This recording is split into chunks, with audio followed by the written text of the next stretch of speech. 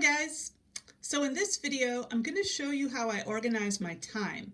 Last week, I showed you how I organize my physical space and my digital space. Now I'm going to show you how to organize my time. Organizing your time is a lot harder than organizing a physical space, and it does require more self-discipline. But I think you'll find that it pays off.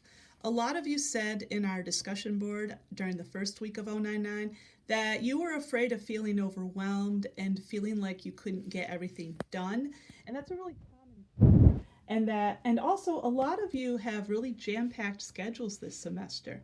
And that can make it hard to find the time to get done what you need to get done for school. But it can also be a challenge if you don't have much on your plate. Like, let's say you're taking 9 credit hours this semester or whatever, and that's literally all you have going on. You don't have a job, you don't have kids, and you have a lot of free time during the week.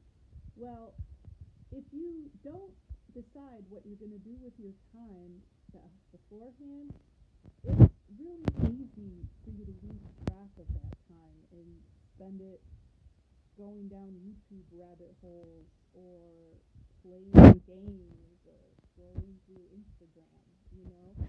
It's very easy to spend your whole day doing things like that without really realizing that's what you're doing. I've done it because I'm kind of in a position like that myself. I don't have a husband, I don't have kids. I don't have a lot of family obligations. My dad lives by himself, but he's really independent. So my only responsibility is being your professor. And I like doing that a lot. It's just that I have a lot of spare time. And being that I work from home, I have tons of flexibility. So it's important for me to schedule how I'm going to spend my time, or else it'll just get away from me. So I'm showing you this thing that you've been looking at on the wall right here. This is my AM routine and my PM routine. I started doing this before COVID for several reasons. A big one was because once I reached a certain age, I found myself having to take pills every day, and I was forgetting to take them, so I had to write notes reminding myself to take them. And then I found myself with other things I had to remember to do, like clean my litter box because I have cats, flossing. I was not good about doing that before.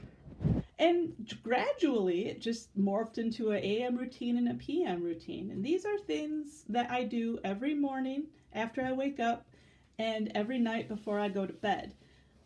I am not perfect. It's days I skip one or more of these things, but I'm pretty good about it. And I can tell you that having an AM routine and a PM routine helps a lot, not only if there's certain things like taking pills that you need to do every single day, but it also helps during times of change in your life. And I'm talking about things like moving or breaking up with someone or losing a loved one. If you've ever moved, you know that your life just feels like chaos for a few weeks until you get all of your things out of your old place and settled into your new place. And that's a time when it's very easy to forget to take your pills or whatever. So having an AM routine and a PM routine really helps. I know that having a routine like this, it helped my dad a lot when my mom died, and it helped me too, because that was another time when I felt like my life was chaos and I was having a lot of time remembering really basic stuff. Anyway, you probably notice a lot of things that I need to do in my day are not part of my AM PM routine. That's because the AM and PM routine don't take up my whole day. Like, my AM routine's like an hour and a half max, and my PM routine's like half an hour, maybe 45 minutes if I have a lot to write in my journal, because I have that on my list too. But where is the, posting new modules for my 101 and my 099's not on here. Grading homework's not on here. Checking emails not on here. And neither is, vacuuming or doing my laundry, which have to get done, right? So what do I do? I probably showed you how I do my to-do list every week. My school on the left and not school on the right. This is another thing I think you guys should do too. And if you have kids, you might need to make a third column for kids. Or if you have a lot of obligations, like if you're really active in your church, you might need to make a third column for church. Or if you're a competitive athlete, like if you play basketball or softball for Mott, you might need to make a third column for that. It just depends on your life. And I think I showed you this too, how I put down my AM routine as first thing every day, and then my breakfast, and I put pills on there just to make double sure I don't forget. And then I put school on the left and not school on the right. And I know I showed you my planner, and these are going for cheap right now, guys. You should go get you one. It's not May yet. Damn it, I wish it was. It's like fucking 12 degrees out. What's this bullshit? Anyway, what I did show you, this is my month of February, is this. This is what I do on Sundays. These are things that need to get done once a week. And I picked Sundays because that's usually a pretty chill day for me. And also, I was noticing if I didn't get these done on the weekend, they just didn't get done. Things like laundry, cleaning out my car because my car's a real mess, cleaning my bite splint. I'm old. I have to wear a bite splint at night. It sucks. Anyway, all these things I try to do once a week. Put them on there. And then they become part of my to-do list on Sundays, because I even make these lists for the weekend. It really helps me not waste my entire day. Another thing I'm going to show you is the schedule. Now, I hand wrote mine because even though I could have made this in Excel, I don't like Excel, and Excel doesn't like me. So I hand wrote it because that's what's easiest for me. And also, it's easy for me to look at every day. And if you notice, I wrote a time of day all the way down the left-hand side.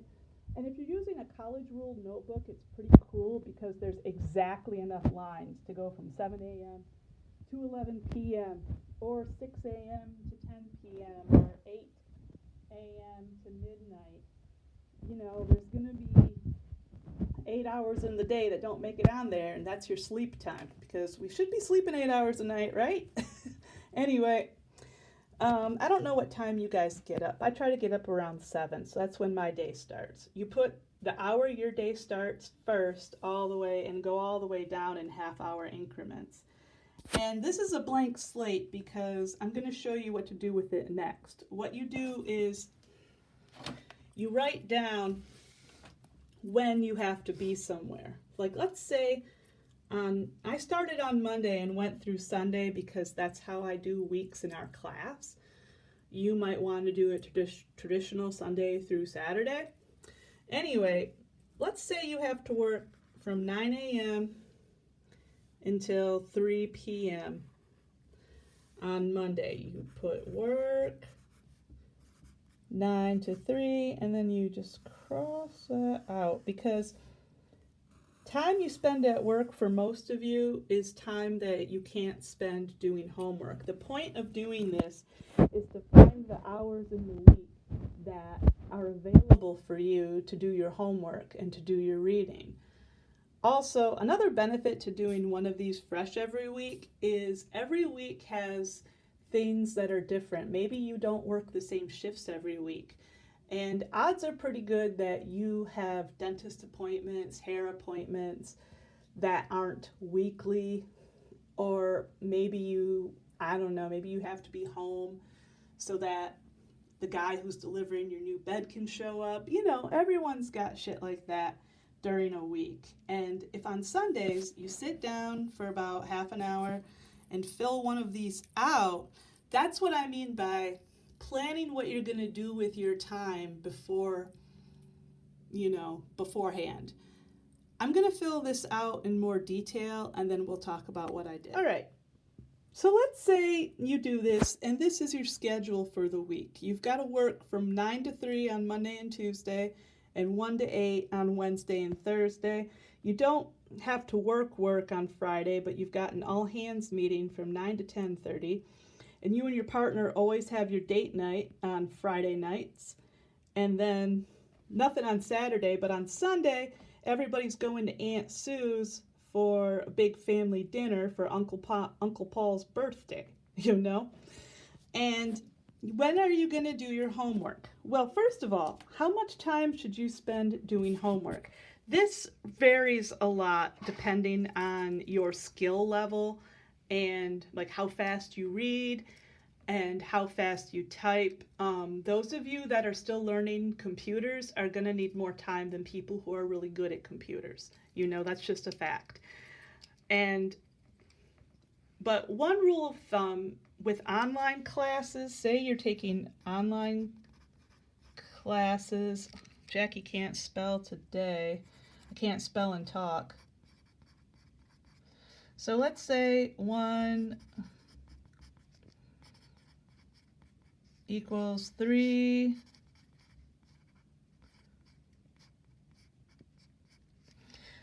Try to plan on that. I think I said something about that in your syllabus. 1 credit hour equals 3 hours of work. And my English class is 3 credit hours, so your 101 is 3 credit hours and your 099 is 3 credit hours. So let's say you're taking one more class and that's also 3 credit hours. So let's say you have 9 credit hours. So 9 times 3 equals 27. So you have to find 27 hours in the week. It's a good idea to plan for that, even if it doesn't take you quite that long, because every week's going to be a little different work-wise. So if you have planned to use 27 hours of your week doing homework, that way, if you don't need all that time, you have some extra. But there's weeks when you're going to need it all. You know, you might have 3 papers and a test in 1 week. That happens a lot. And those of you who have already been in college for a year or so, you've learned that the hard way already, I'm guessing. So let's look at your week. Now, if you have to go to work at 9, you're probably up by 7 or 7:30. So we're going to say wake up, you know, take your shower, drink your coffee, have your breakfast, then you go to work. And say you get home at 3:30. Well, you probably don't want to do anything when you first get home from work. You're probably hungry too. So relax 3, plus, you know, you need to drive home, right? So let's say you just relax 3 to 4. It's a good idea to have some time on your schedule every week for just relaxing. Those of you who are working full-time and going to school full-time, you may not be able to make that happen without sacrificing sleep.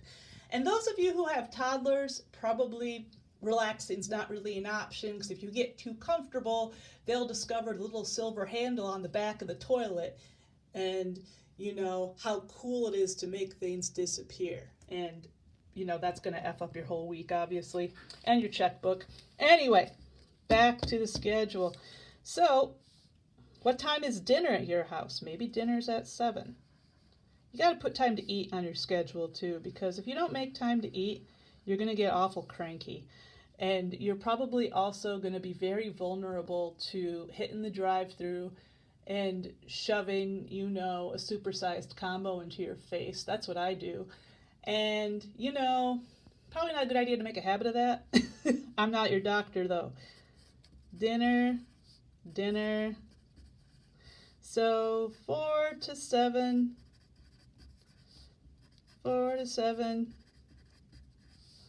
And then maybe 8 to 9 after dinner you do a little more homework.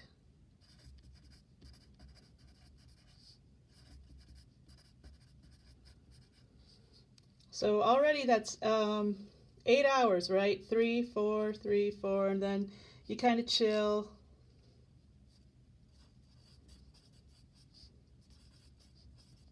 Gives you 2 hours till it's time for bed.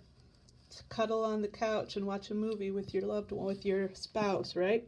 All right, so you probably heard it's a good idea to get up at the same time every day. Like if you don't have to go to work until 1, you're going to be tempted to sleep until 11 o'clock or noon. So, but no, we're going to wake up at 7 anyway. Have your coffee, have your breakfast, take your shower, And then before work, probably going to want to eat before work because you're not going to get that break till it's almost time to go, I bet. So let's eat right before work so you're in a good mood for work. So homework 9 to 12. So we do our homework from 9 to 12. We have our lunch and then we come home. And you're probably going to be pretty tired. So let's just put dinner and then relax. And Friday, let's say we do the same thing. Wake up, have your coffee, have your breakfast, do your all hands meeting, drive home from that, and then work, homework,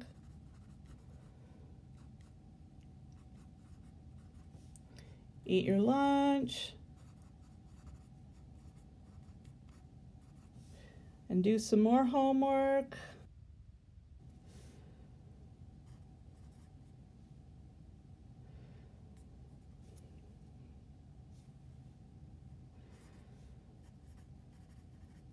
Then 6 to 7, you'll get all beautiful for your date night.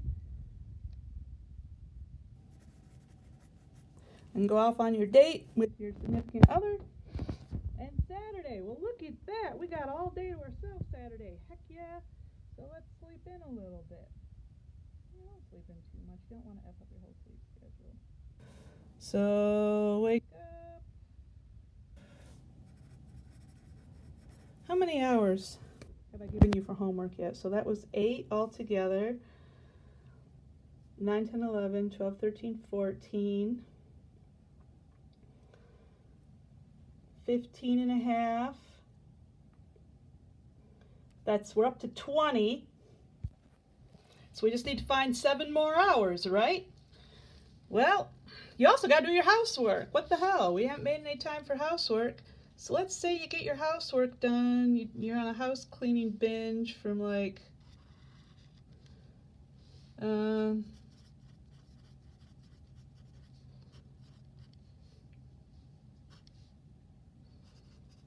don't have to eat lunch at the same time every day. It's no big deal. And you do your homework from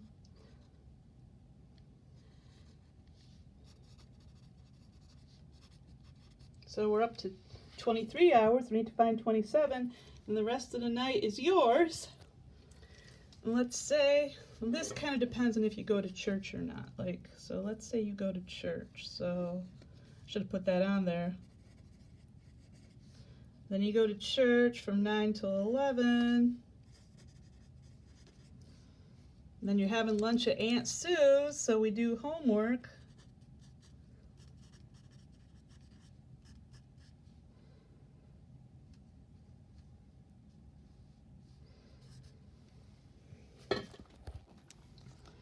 And then from 7 to 8:30, once you get back from Aunt Sue's, you do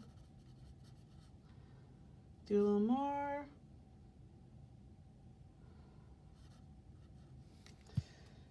So, okay, let me count again. 6, 3, 4, 5, 6, 7, 8, 9, 10, 11, 12, 13, 14, 15 and a half. That's 20, 21, 22, 23, 24, 25, 26, 27 and a half, right on the nose. And you probably want to keep count as you're going and not just go back through and count like I did. But this way, say you do something like this, you've got your week all scheduled. Now notice I wrote in pencil, not pen. This is in case you make a mistake or if something changes.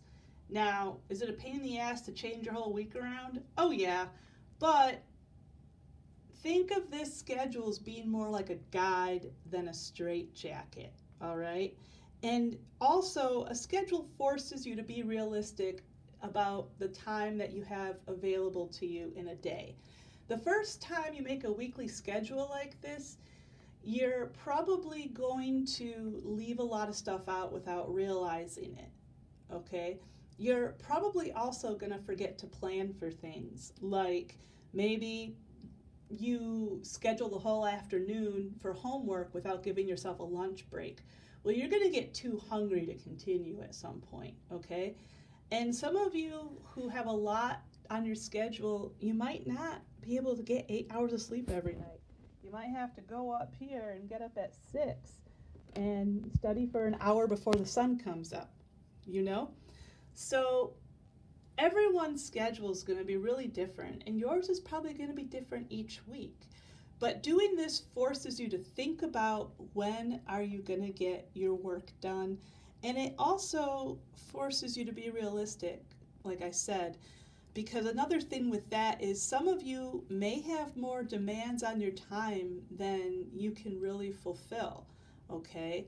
Some of you might be trying to do too much in a week, and you might need to cut back on some of your responsibilities. You might need to work fewer hours. You might need to give up an activity that you're involved in. Just think of it as just being temporary, because college is not going to be for the rest of your life, okay? Nobody spends their whole career in college unless they're teaching the classes like me and your other professors, okay?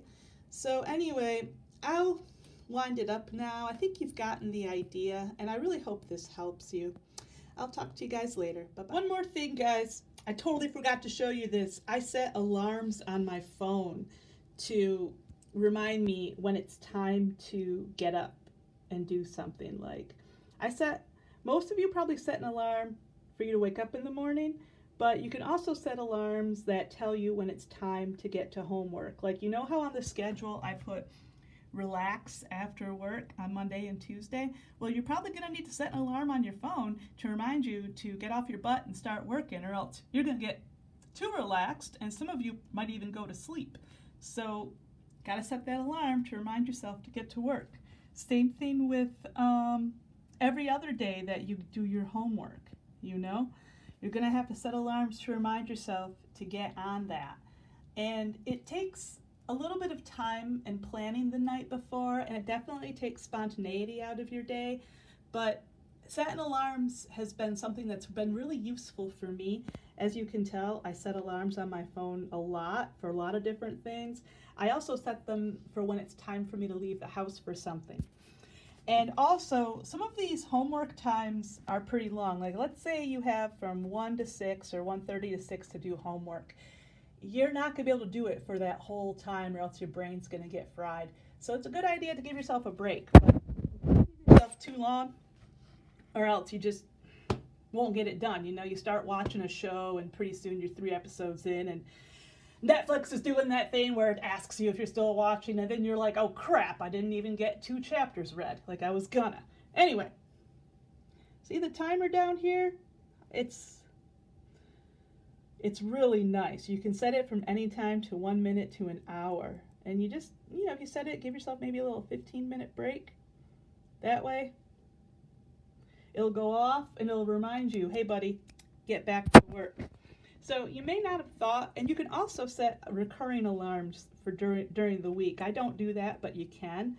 And I just wanted to show you this because you may not be aware of how you can use the alarm function on your phone.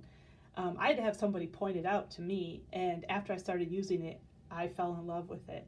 And I'm showing you on my iPhone, but I'm guessing Androids have these too, okay?